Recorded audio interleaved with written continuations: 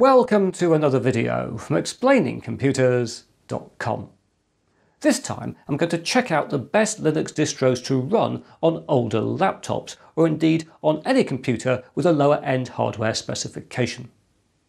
In particular, we're going to see if we can get a Linux distro, a modern Linux distro, to run on this EPC 901, which I got in 2008. This is now 12 years old. It's got a single core 1.6 GHz Atom processor and 1 GB of memory. And my logic is, if we can get a modern Linux distro to run on this hardware, then it should be a good candidate to run on all kinds of older computers. So let's go and get started. Right, here we have the EPC 901, which we're using as our test hardware, which on one side has a Kensington lock, an Ethernet port, one USB 2 port, and jacks for a headphone and microphone. And then on the other side, it's got an SD card slot, two more USB 2 ports, a VGA socket, and a power socket. And this is the full connectivity available on this device. There's no connectivity at the back, which means that to record this computer for the video, to record the screen, I've got a little challenge. I'm going to have to use a device like one of these. This is a StarTech device which takes VGA in and gives us HDMI out. It's actually got a scaler and a frame buffer in as well, which is quite a nifty piece of kit. So I'm going to have to connect this to the EPC, plug it into my mixer, plug it into my HDMI recorder. But even so, there will be occasions in this video where I can't record the screen directly. I'm going to have to record the screen, unusually for an Explaining Computers video, by physically pointing a camera at the screen. Anyway, with my technical challenges pointed out, let's set up this computer like that, give you a shot of the screen, and we'll boot the computer up, show you what it's running at the moment. And to remind you, this is a machine with a 1.6 GHz single core Atom processor and 1 GB of memory, and it's currently running, as you can see, Windows XP. And it's got a display with a resolution of 1024 by 600, which might give us some display resolution issues with the Linux distros we're testing. And it's also important to note that the EPC 901 only has an 8 GB SSD, so we've not got a lot of space to install our lightweight Linux distros. Anyway, here we are arriving in Windows XP, or I've not seen this for quite some time. And the issue with Windows XP these days, of course, it's a non-supported operating system. You'll get messages like this telling you it's a non-supported operating system. There we are. And in fact, if we go into the antivirus thing there, it'll tell us even more so when it comes up. It's struggling a bit, isn't it? Oh, look, support for this operating system has ended. We really need to put a new operating system on this device. So it's now time for us to choose some lightweight Linux distros.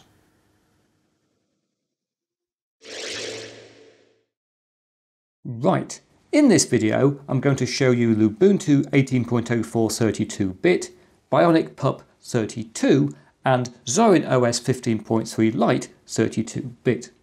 These are the best lightweight Linux distros I've tested and will run on a computer with 512 MB of RAM or more. There's also another very nice lightweight Linux distro called Peppermint OS, which you can download from peppermintos.com, although this requires at least 1 GB of memory, and I may cover it separately in another video. Back with the list we're going to be looking at here, you may be wondering why all of our test distros are 32-bit, and partly this is because our test hardware has got a 32-bit Atom processor, so cannot run a 64-bit operating system. Since about 2008, most computers have come with a 64-bit processor that can run either 32 or 64-bit software. And so today it really should be possible to install a 64-bit Linux distro on any computer manufactured in the past 10 years. However, I would still recommend installing a 32-bit operating system on any hardware that has got 2 GB of RAM or less, as this will give better performance. The only real downside for opting for 32-bit is that the distro's support will be time limited. For example, all 32-bit Linux distros based on Ubuntu will cease to receive updates and support from April 2023. But that is over 2 years away, so there's no reason not to install a 32-bit distro right now in order to get a bit more life out of an older computer.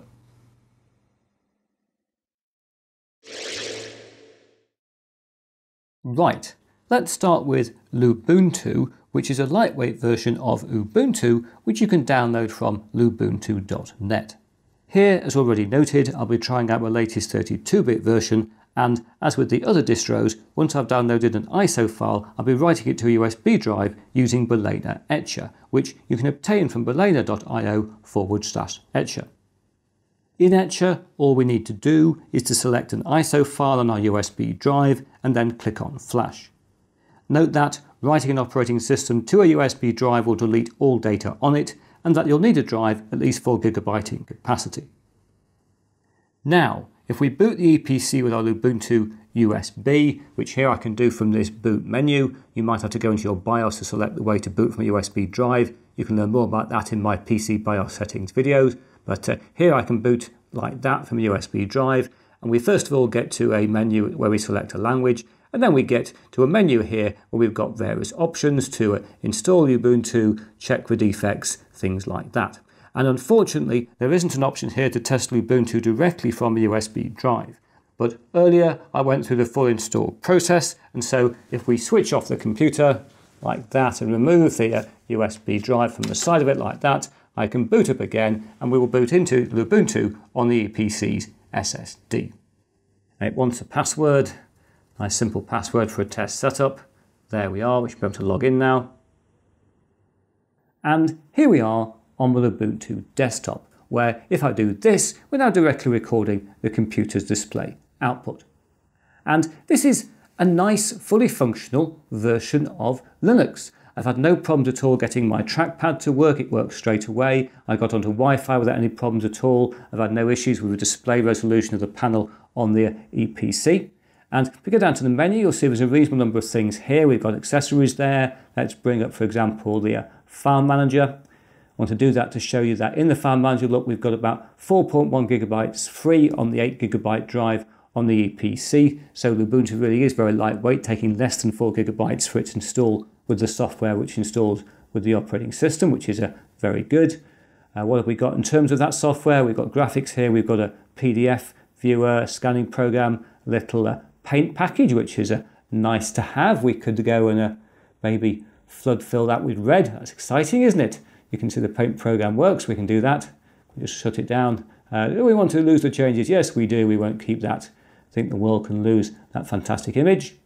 Under Internet, we've got the Firefox web browser. We'll play that in a second, and Internet messaging, things like that. Under Office, we've got a spreadsheet, a genumeric spreadsheet, which comes up pretty quickly. That's not too bad. We've got the AbiWord word processor. Let's launch that as well.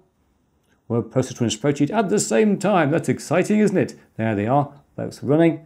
And let's go now into, for example, System Tools and look at the Task Manager, which will show us the resources being used, where you will see it's pretty impressive. We go over here, there's about 170 megabytes of memory being used of our 1 GB of RAM, which is pretty good for an operating system, word processor and spreadsheet all to be running. So this really is a very lightweight system. And straight away you can see you could use Lubuntu with this install to get on with some useful work on older hardware. Under sound and video, I missed out. There's various things for playing back audio, as you would guess. There are preferences here, obviously, for changing things around. But I'm sure some of you want to see what happens if we launch a web browser. So we'll launch Firefox. And it's worth noting that running a modern web browser on low-end hardware like this, on older hardware, is tricky. And this is nothing to do with Lubuntu. It's just the fact that modern web browsers require a lot of memory and a lot of processor power to render the pages. And it therefore means browsing is going to be limited on older hardware, regardless of what operating system you install.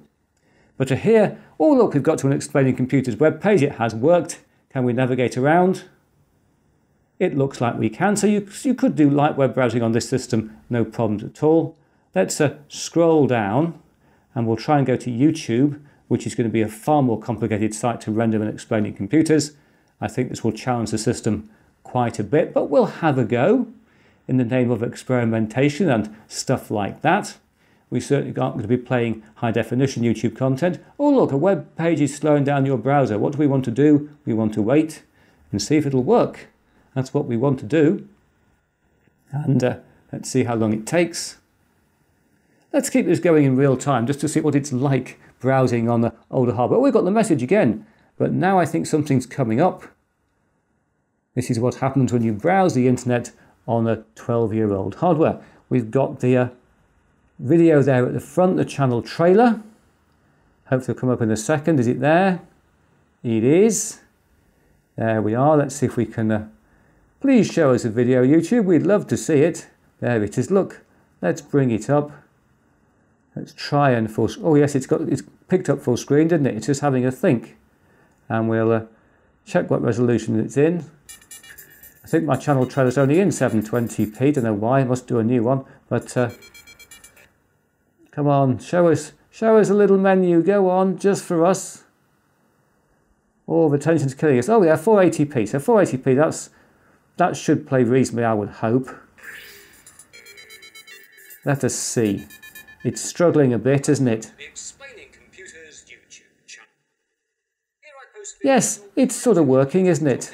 And things are going on. So there we are. I think we've proved you could use Lubuntu on 12-year-old hardware, a computer with 1 gig of memory and a single core 1.6 gigahertz processor. You could use it to do web processing and spreadsheet stuff like that, a bit of light web browsing, and even a little bit of video playback at 480p.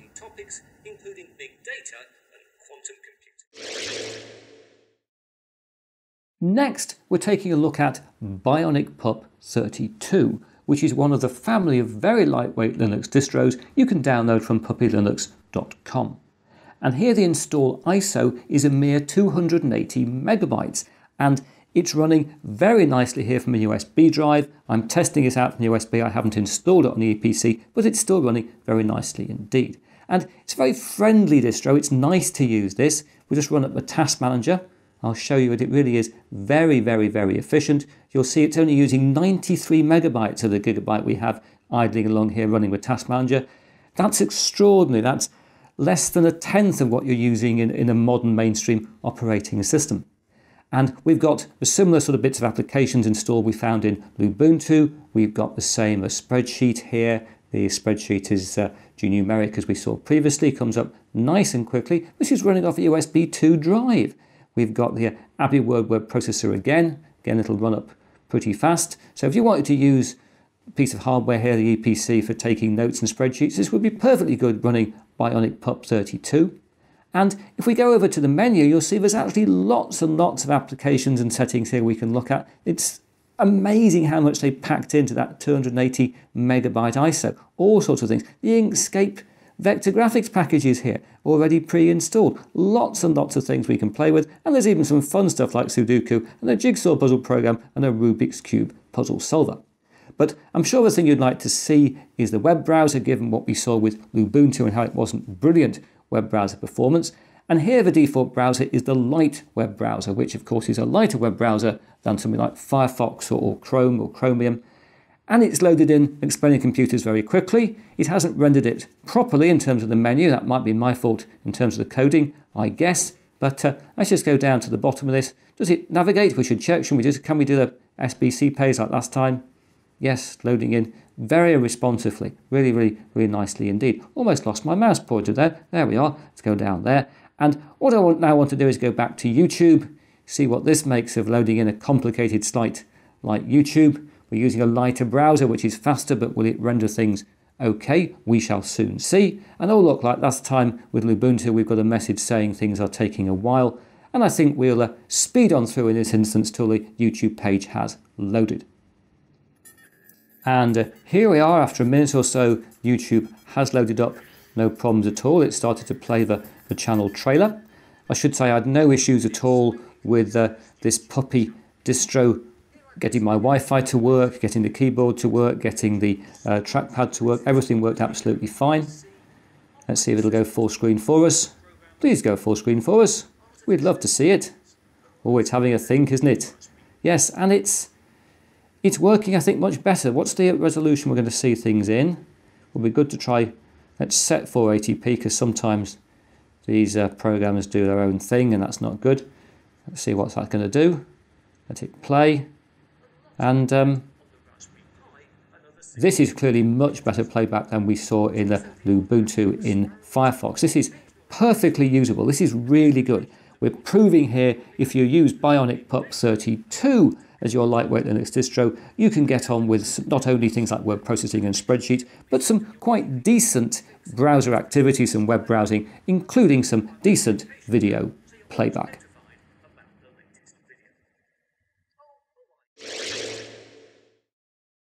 Finally, let's look at Zorin OS 15.3 Lite, which is intended to bring new life to old PCs and can be downloaded from the ZorinOS.com website. Like BionicPup 32, this can be tested by running it directly from a USB drive, although here I've done a full install, which works perfectly with the EPC's 1024x600 display, although for recording purposes I need to show you Zorin OS running on EPC looking like this, which is running in an 800x600 resolution. And I think, as you can see straight away, Zorin OS is a very professional looking operating system, probably the most professional looking of the three we've looked at here. Got a really nice look and feel, things come up very nicely indeed. Let's bring up the file manager. And one of the first things we see here is the amount of free space is very small. It's 213 megabytes on our 8GB drive. So Zorin OS is about twice the size of installing Lubuntu, significantly more than installing a BionicPup 32. So it is a lightweight operating system, requiring about 8GB of drive space is not massive these days, but Zorin OS Lite is certainly a heavier operating system than the ones we've just been looking at. And in fact, we can prove that if we also go down to System here and we go into the Task Manager to see how much memory is being used. Come up here in a second, there we are. You'll see we're running with about 39% of our memory used, that's about 400 megabytes, a lot more than we were using in the other operating systems just idling along. In terms of software, we have a lot pre-installed, various accessories here. As you can see, lots of things are down there in the menu. We've got games there. What's got in games? There's various things, solitaire, things like that, Sudoku. Under graphics, we've got GIMP installed, the GMU image manipulation program, very significantly bigger program we find in the other packages here, which had smaller paint programs. Under Internet, we've got Firefox and Thunderbird. We'll have a look at Firefox in a second. Under Multimedia, various things for playing video and the Cheese webcam application up there as well. Under Office, we have here not something like AbiWord, a cut-down word processor, but we've got the full install of LibreOffice. So let's just run up LibreOffice Writer. This is clearly going to be significantly heavier than things we've seen previously. It'll take a while to come up, but it will come up. Eventually, come on, let's load LibreOffice Writer. It's having a think. There it is, almost there. Give us the icons. You can do it. We've got to encourage it. Let's all encourage it to show the icons. Please put them on the screen. There they are. We've got into LibreOffice Writer. So as you can see, you're getting more traditional mainstream software here, but it's taking longer to run up. That's the cost. If we just do go to the internet, we'll go across to a Firefox. You know what's going to happen. Running Firefox in this system is going to be tricky. It's a fairly heavy modern browser running on a system which is using more resources anyway. I should note that Zorin OS Lite is specified to run in 512 megabytes of RAM, which it does, but I think it's really an operating system that requires probably a couple of gigabytes of memory to function really well. We've got to scale down our display here to fit explaining computers on the screen. But as you can see, it got to the web page. We can hopefully go to something like an SBC page. There, can we go to that page? Again, it's taking a bit longer. It's not as responsive as we've seen previously. It's going to get there eventually. You see, even rendering the images there took a bit of time to bring them in. And we'll try to get to YouTube. I don't think we're even going to really manage it, but we'll have a go. You get the message, I think, here. Zorin OS Lite is really, I think, a light version of a heavy operating system rather than being like a BionicPup 32 or Ubuntu, which are very much lightweight operating systems from the ground up. So as Zorin OS tries to get into YouTube, we're seeing the same message we saw here in Ubuntu. I think my comments would be that on the EPC, what I'm going to install and leave installed is going to be BionicPup 32. But there's no doubt at all, if you want the most professional looking and feeling light operating system, it's worth taking a look at the Zorin OS Lite.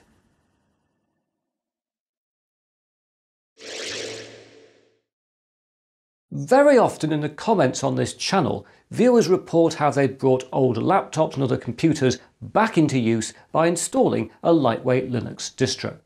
And if this is something you're interested in, then I hope you found the information in this video to be useful. If you have, you may also be interested in my forthcoming series here on the channel about upgrading old desktop PCs. But now that's it for another video. If you've enjoyed what you've seen here, please press that like button. If you haven't subscribed, please subscribe, and I hope to talk to you again very soon.